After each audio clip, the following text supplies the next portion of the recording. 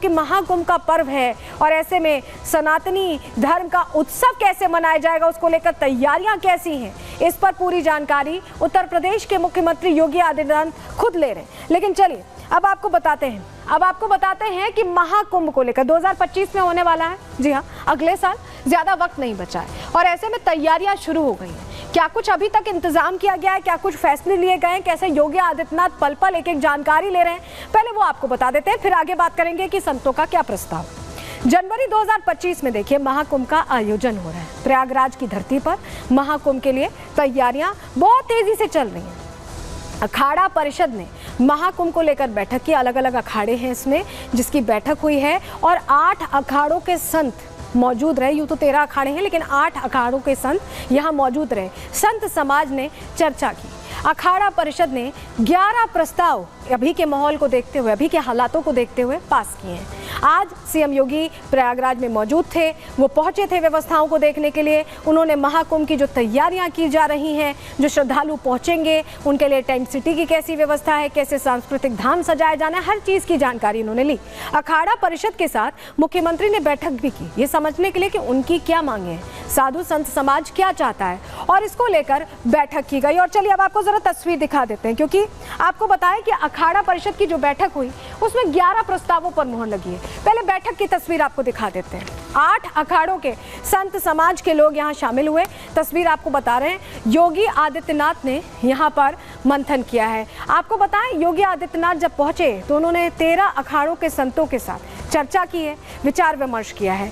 दंडी बाड़ा के लोग मौजूद थे, इसके अलावा आचार्य बाड़ा के जो संत समाज के लोग हैं वो मौजूद थे, खाक चौक के जो संत समाज के जो लोग हैं वो मौजूद थे। तो ये जो साधु संत समाज के साथ जो पूरा आयोजन है उसको लेकर तैयारी कैसी है वो यहाँ पर चर्चा के जरिए की गई। और ये देखिए अखाड़ा परिषद की बैठक की तस्वीर भी हम आपको दिखा रहे हैं। इसमें आपको बताएं कि बड़े प्रस्ताव पास किए गए हैं जिसका जिक्र भी हम आपसे कर रहे थे।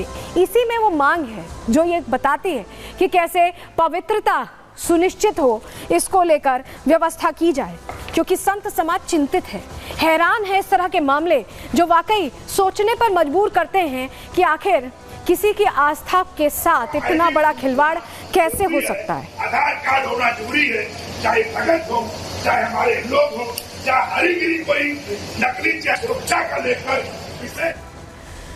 तो अखाड़ा परिषद ने 11 प्रस्ताव रखे हैं। क्या क्या वो प्रस्ताव हैं आपको बता दे रहे हैं और आप ये सुनकर समझ पाएंगे कि कैसे अभी के हालात में सब कुछ बदलने का संत समाज ने बीड़ा उठाया है, क्योंकि सनातन की सुरक्षा जरूरी है और यही वजह है कि ये कदम उठाए गए। प्रस्ताव नंबर 1 आपको बता रहे हैं, शाही स्नान हुआ करता था, पहले ये शब्द इस्तेमाल किया जाता था लेकिन अब राजसी स्नान शब्द का इस्तेमाल होगा। शाही अरबी शब्द है, ऐसे में संत समाज का ये मानना है कि परंपरा से जुड़ी बात हो रही है तो हम अरबी शब्द का इस्तेमाल ना करें, राजसी स्नान का ही इस्तेमाल होगा। वहीं आपको बताएं दूसरा प्रस्ताव है कि कुंभ में आने वाले संतों को ID कार्ड जारी किया जाए जिससे उनकी पहचान हो पाए, कोई भी ऐसा पहचान के नाम पर छल करके यहाँ महाकुंभ में आकर कुछ ऐसा ना करे जिससे लोगों को तकलीफ हो। तीसरा प्रस्ताव है कि कुंभ में आने वाले आधार कार्ड लेकर आए जिससे उनकी पहचान सुनिश्चित हो। प्रस्ताव नंबर 4 है ढोंगी बाबाओं की एंट्री पर रोक लगा दी जाए। बहुत से ऐसे बाबा हैं जो इस पूरे एक तरह से महोत्सव में खलल डालते हैं, तो ऐसा ना हो। प्रस्ताव नंबर 5 है अखाड़ों को बराबर बजट मिले जिससे व्यवस्था पूरी रहे। प्रस्ताव नंबर 6 है बड़े अखाड़ों को 5 करोड़ का अनुदान दिया जाए जिससे वो व्यवस्थाएं बेहतर रख सके। प्रस्ताव नंबर 7 है कि गैर सनातनियों की ड्यूटी ना लगाई जाए, ये बहुत बड़ी बात है, संत समाज की तरफ से कही गई। प्रस्ताव नंबर 8 है कि मेला क्षेत्र में मांस और मदिरा की दुकानें बंद रहें, इसका सेवन ना हो। प्रस्ताव नंबर 9 है कि गाय को राष्ट्र गौ माता का दर्जा मिले।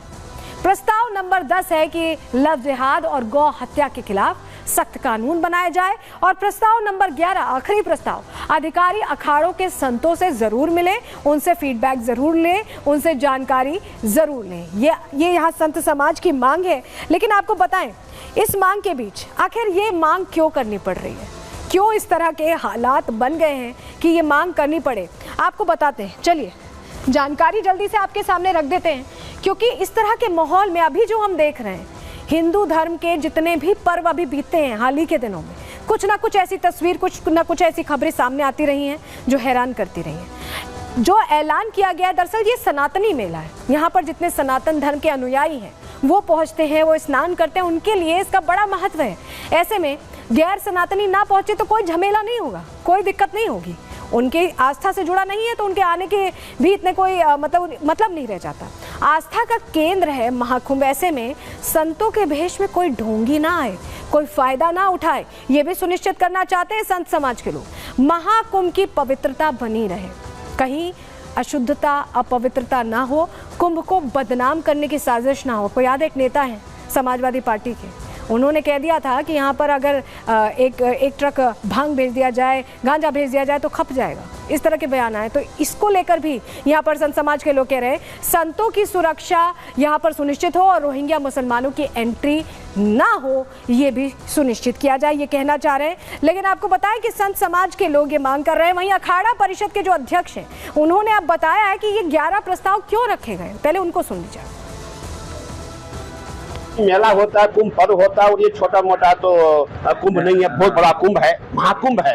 और इसमें जो है कोई भी उग्रवादी अंदर आ सकता है, कोई संत बन के आ सकता है। और आजकल हमारे समाज में मैंने हरिद्वार में देखा है, वहाँ कहीं हमारे मुस्लिम भाई संत बन के घूम रहे हैं। तो इसीलिए हमें ये अति आवश्यक है कि जो भी यहाँ मेले में आएगा उसकी जांच होनी चाहिए, उसके पास आधार कार्ड होना अति आवश्यक है, ताकि उसकी जांच हो और हमारा जितना भी संत समाज है, जो हमारे भक्त है, जो श्रद्धालु है, शासन प्रशासन सभी सुरक्षित हो सके। जिन लोगों की हमारे धर्म में कोई आस्था नहीं है उनको प्रवेश क्यों दिया जाए? क्या हिंदुओं का प्रवेश मक्का में हो सकता है? तो जब हिंदू मक्का में प्रवेश नहीं कर सकता, कोई अन्य धर्मी वहाँ पर प्रवेश नहीं कर सकता, तो हमारे इस पावन पर्व पर जो है दूसरे धर्म के लोगों की एंट्री क्यों? कुंभ के मेले में अखाड़ा परिषद के जो मजहबी लोग हैं उन्होंने ऐलान किया है कि यहाँ पर मुसलमान नहीं आएंगे और जो काम करने वाले कारीगर हैं, मजदूर हैं, लेबर जो मुस्लिम्स हैं उनको भी नहीं लगाया जाएगा और उनकी जगह पर गैर मुस्लिमों को लगाया जाएगा। ये कितना अचंभा करने वाला बयान है। और हमारे साथ हमारे सहयोगी राघवेंद्र सीधे जुड़ रहे हैं, उनका रुख कर लेते हैं। राघवेंद्र, ये देखा गया है कि जिहादी साजिश की तस्वीर बार बार उत्तर प्रदेश के अलग अलग इलाकों से सामने आती रही। तिरुपति में क्या हुआ ये हम सब जानते हैं और यही वजह है कि संत समाज कुछ मांगे लेकर आ गया है। बिल्कुल सलोनी, जिस तरह की चीजें समाज में दिखी हैं उसको लेकर ही ये संत समाज चिंतित है। जो 11 प्रस्ताव आए हैं, मैं इस समय कुंभ नगरी में हूं और आप देख सकते हैं मेला क्षेत्र है मेरे सामने। ये चलिए राघवेंद्र से संपर्क करने की हम कोशिश कर रहे हैं, लेकिन देखिए सनातनी चिंतित है क्योंकि ऐसी घटनाएं हुए हैं, हिंदुओं के खिलाफ साजिश रची गई है और इस चिंता को डबल कर दिया। तस्वीर आप देख रहे हैं योगी आदित्यनाथ की, जो आज पहुंचे थे व्यवस्थाओं का जायजा लेने, उनके साथ स्वतंत्र देव सिंह को भी आप देख पा रहे हैं। तो आप समझिए कि ये पूरी तैयारी इसलिए की जा रही है क्योंकि कुछ ऐसा ना हो जिससे कि गलती हो जाए। ऐसे में आप पहचान बताएंगे तो ही एंट्री पाएंगे। ये मांग अखाड़ा परिषद ने कर दी है कि आधार कार्ड देखकर ही एंट्री हो, ID कार्ड बने संत समाज के लिए। महाकुंभ को लेकर ये मांग है और ऐसे में देखिए लोगो भी आज जारी कर दिया गया है। तैयारियों की समीक्षा भी योगी आदित्यनाथ ने कर ली है।